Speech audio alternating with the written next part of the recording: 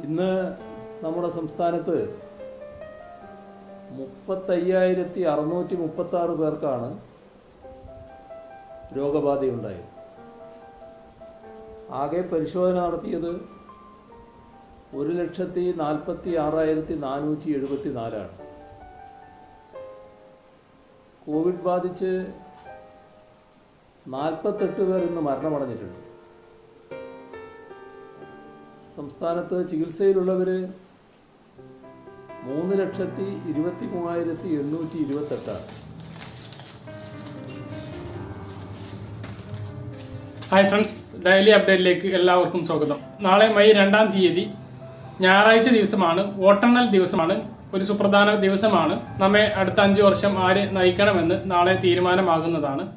അപ്പോൾ ആദ്യം മുഖ്യമന്ത്രി പറഞ്ഞ പോലെ ഇന്നത്തെ കോവിഡ് കണക്ക് നോക്കിയാൽ വളരെയധികം ഞെട്ടിപ്പിക്കുന്ന ഒരു കണക്കാണ്. സംസ്ഥാനത്ത് 3,23,828 രോഗികൾ ആക്റ്റീവായിട്ടുണ്ട്.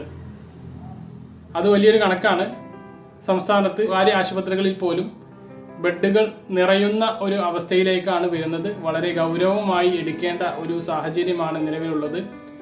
എല്ലാ ആളുകളും ഇനിയെങ്കിലും ഈ കോവിഡ് പ്രോട്ടോകോൾ എന്ന് പറയുന്നത് വാക്കിലല്ലാതെ പ്രവൃത്തിയിലേക്ക് ഒന്ന് എത്തിക്കണം എന്നുള്ള കാര്യം ഞാൻ ആദ്യമായി ആവശ്യപ്പെടുകയാണ്. നാളെ ശ്രദ്ധിക്കേണ്ട പ്രധാനപ്പെട്ട അറിയിപ്പുകൾ നോക്കാം. ആദ്യമായിട്ട് നാളെ റിസൾട്ട് അറിയാൻ വേണ്ടിയിട്ട് മൊബൈൽ ആപ്പ് വഴി സാധിക്കുന്നതാണ്.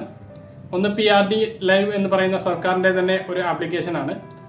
അതിൽ മറ്റു വാർത്തകളെല്ലാം നിങ്ങൾക്ക് അറിയാൻ കഴിയും. മറ്റൊന്ന് വോട്ടർ ഹെൽപ്പ് ലൈൻ എന്ന് പറയുന്ന മറ്റൊരു ആപ്ലിക്കേഷനാണ്. അത് തെരഞ്ഞെടുപ്പ് കമ്മീഷന്റെ ഒരു ആപ്ലിക്കേഷനാണ്. മറ്റൊന്ന് തെരഞ്ഞെടുപ്പ് കമ്മീഷന്റെ വെബ്സൈറ്റ് ആണ്.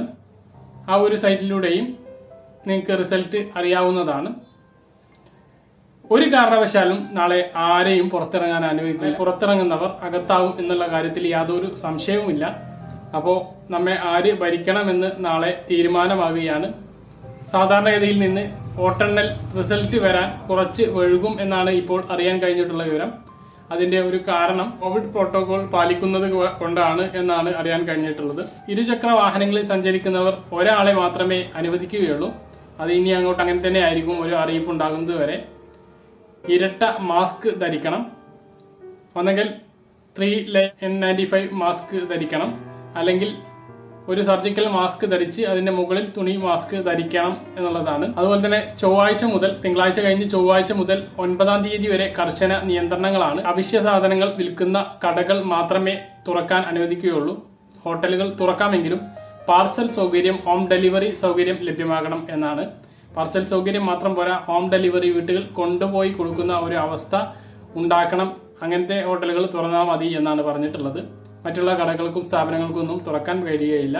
ബസ്സുകൾ ഇന്നു മുതൽ ഓടൽ നിർത്തിയിരുന്നു. അപ്പോൾ ആ ഒരു സാഹചര്യമാണ് നിലവിലുള്ളത്.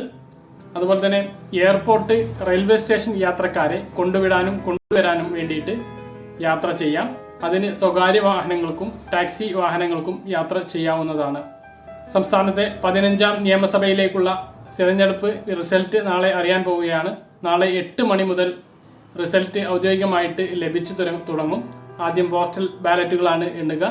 അതിനുശേഷം 8:30 കൂടിയിട്ടായിരിക്കും ഇലക്ട്രോണിക് മെഷീനുകളിലുള്ള വോട്ടുകൾ എണ്ണി തുടങ്ങുക. അതുപോലെ തന്നെ RT-PCR ടെസ്റ്റിനുള്ള വില കുറച്ചുകൊണ്ടുള്ള ഒരു വിവാദം നിലനിൽക്കുകയാണ്. ഇന്നും മുഖ്യമന്ത്രി പത്രസമ്മേളനത്തിൽ അത് ന്യായീകരിക്കുകയുണ്ടായി. അതായത് 500 രൂപയാക്കി കുറച്ചിട്ടുണ്ട്. സ്വകാര്യ ലാബുകളും സ്വകാര്യ ഹോസ്പിറ്റലുകളും വൻതോതിലുള്ള ചൂഷണമാണ് നടത്തുന്നത്. പ്രത്യേകിച്ച് വിദേശ യാത്രക്ക് പോകാൻ നിൽക്കുന്ന സാധാരണക്കാർക്കാണ് ഇത് വലിയ ബുദ്ധിമുട്ടുണ്ടാക്കുന്നത്. അപ്പോൾ 500 രൂപയാക്കി കുറച്ചുകൊണ്ട് ഗവൺമെന്റ് ഉത്തരവ് ഇറക്കിയിരുന്നു. അതിനെതിരെ സ്വകാര്യ ലാബുകൾ രംഗത്ത് വന്നിരുന്നു. അവർ പറയുന്നത് അവർക്ക് ഈ ടെസ്റ്റിനുള്ള ചെലവ് പോലും കിട്ടുകയില്ല എന്നാണ്. പക്ഷേ ഇന്ന് മുഖ്യമന്ത്രി 230 രൂപ മാത്രമാണ് ഈ ഒരു ടെസ്റ്റിന് ലാബുകാർക്ക് ചിലവ് വരുന്നുള്ളൂ എന്നാണ് ഇന്ന് മുഖ്യമന്ത്രി വ്യക്തമാക്കിയത്. അപ്പോൾ അത് സത്യം തന്നെ ആയിരിക്കും. അതിൽ ഉറച്ച് തന്നെയാണ് മുഖ്യമന്ത്രി ഇന്ന് ആ കാര്യം വ്യക്തമാക്കിയിട്ടുള്ളത്.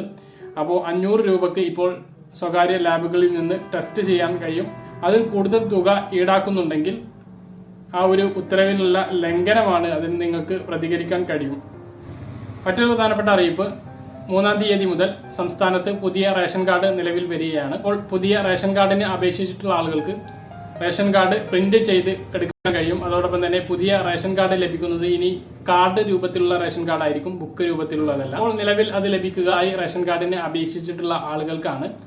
ഇത് 2-3 മാസം മുമ്പ് തിരുവനന്തപുരം ജില്ലയിൽ നടപ്പിലാക്കിയ ഒരു കാര്യമാണ്. ഭാവിയിൽ എല്ലാ ആളുകൾക്കും ഇതുപോലുള്ള കാർഡ് രൂപത്തിലുള്ള റേഷൻ കാർഡ് ലഭിക്കുന്നതാണ്. അപ്പൊ ഇത്രയൊക്കെയാണ് പറയാനുള്ളത്.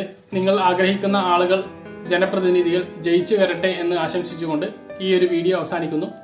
നിങ്ങൾ ആര് ഭരണത്തിൽ വരാനാണ് താല്പര്യപ്പെടുന്നത് എന്ന് നിങ്ങൾ വീഡിയോയുടെ താഴെ കമന്റ് ആയിട്ട് രേഖപ്പെടുത്തുക. മറ്റൊരു വീഡിയോയുമായി നമുക്ക് വീണ്ടും കാണാം. അതുവരേക്കും ബൈ.